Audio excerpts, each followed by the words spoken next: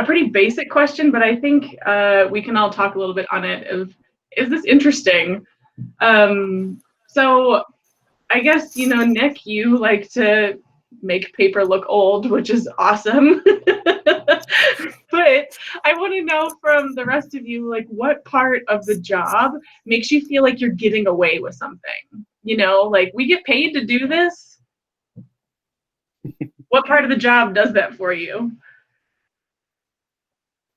I think I might be the only person on the planet, but I love doing really like obsessively neat but like ridiculously long bowings. It takes forever, and you can just sit there and zone out and do it, and then like 6 hours later you bowed an entire set of parts, and you get so much satisfaction from it because you've done so much without doing anything. This is why you were supposed to be the opera librarian this summer. Like, because no one else wants to do. And like 6 hours is like one opera book. That's not like a whole.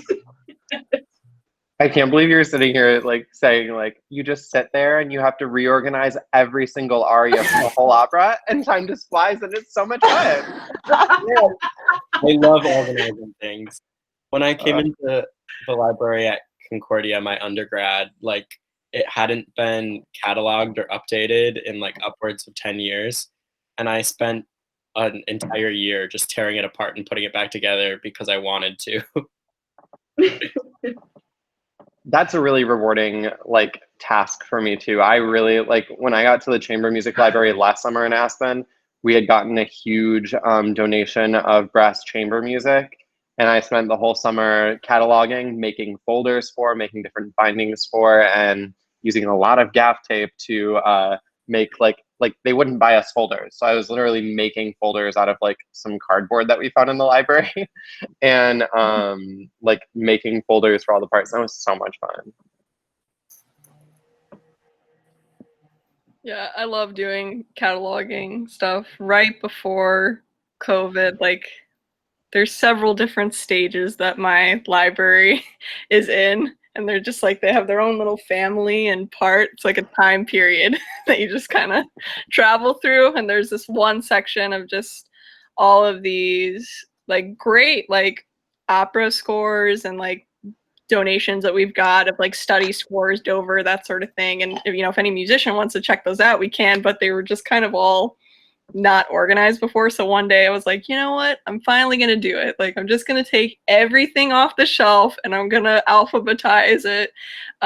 So I actually can just quickly grab whatever I need. And I spent the whole day doing that. But then at the end of the day, I got to look and see, I was like, oh my gosh, 300 scores later, they're all in alphabetical order. And somebody can actually use this now rather than it just sitting there. Like, that's always been my biggest thing with the library, is that like we have a great library in Orlando, and I just want like the musicians and the staff to like be able to make those materials accessible to everybody. So one day at a time, it becomes a little bit more accessible. That's actually like, sorry, my brain just went to library school. Because like in library school, you learn about these Ranganathan 5 laws of library science. And I like to apply them to performance libraries a lot just because the material sits there. And so what is the point, So these 5 laws are: books are for use, every reader his or her book, every book its reader, save the time of the reader, and the library must be a growing organism. And so I think, these 5 laws can be applied to so many different projects. Like Simone, by, taking a day of your time organizing these books, you've increased their use. You've allowed readers to find their book and books their reader. You're saving their time.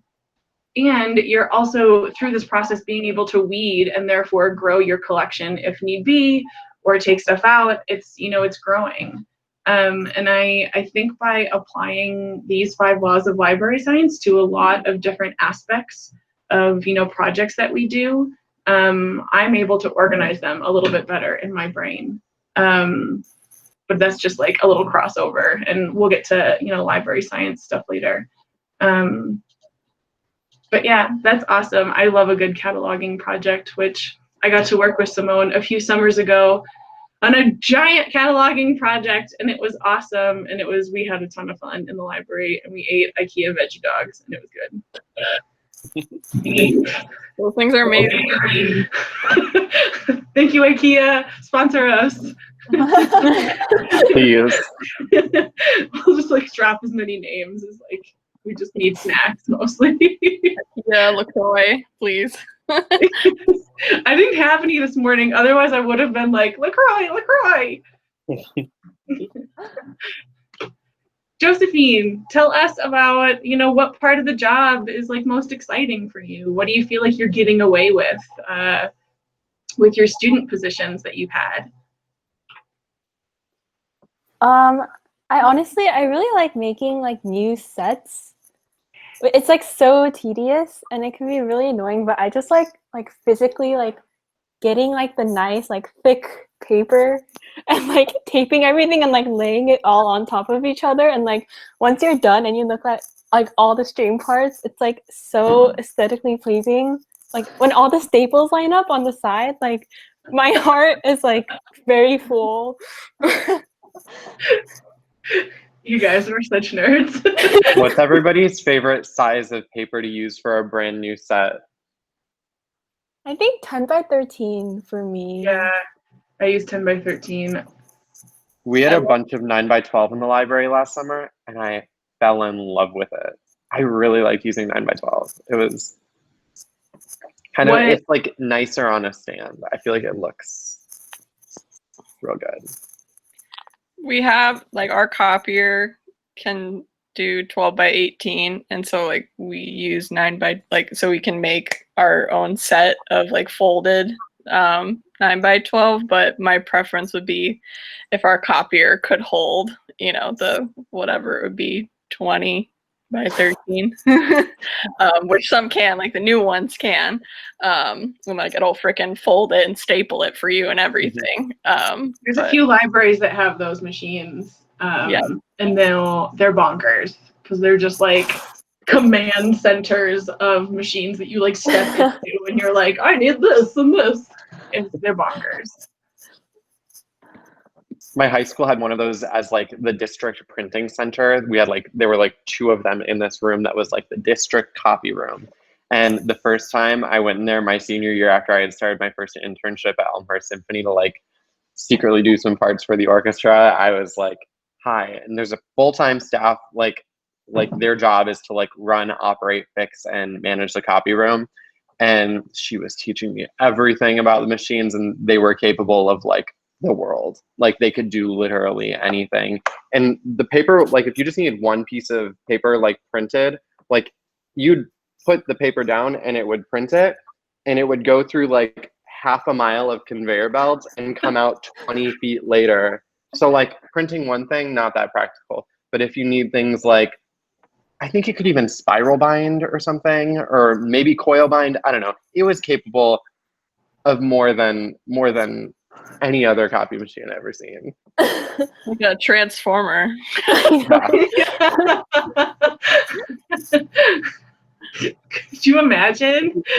That's like the ultimate librarian level up, is like become a transformer.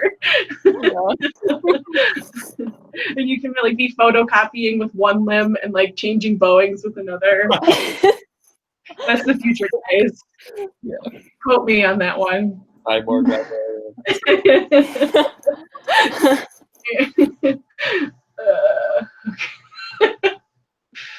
Anyone else talk about your like most favorite thing ever? No? Okay, well, I'm gonna put mine in, and that is this is gonna be so cheesy. I like doing all of the things that everyone, as mentioned previously, it's nerdy, we get in the nitty gritty. There's so many details, and from files on a computer to a printed set of, music that's perfectly prepared on a stand, so that, that first rehearsal can go so smoothly. Like, that is incredibly satisfying.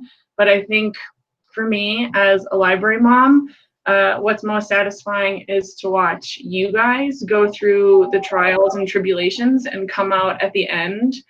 And you've just like learned so much, and then you don't need me anymore, and that's awesome, you know. And you get to go fly and go to your own ensembles, and that's just, I mean, it's my favorite thing. I travel around everywhere, and I library hop just because I've made so many connections with nerds and bozos all over the place that, you know, that's how I get to travel, is I just see libraries and orchestras and hang out with you guys, which it's awesome. So thanks for being rock stars. Well, thanks.